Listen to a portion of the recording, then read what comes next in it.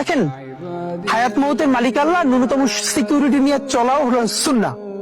কিন্তু আমাদের লড়াইটা হলো, আমার মা স্বাভাবিকভাবে কান্নাকাটি করেন, আমার পরিবার সবাই। তো আমি আমার মাকে বলেছি যে দেখো, মানে আমরা যে লড়াই নেমেছি, আমার একটা মনে হয় কি, কোন রাজনীতিবিদের না বাসায় মৃত্যুটা হইতে পারে না, এটা কোনো ভালো মৃত্যু না।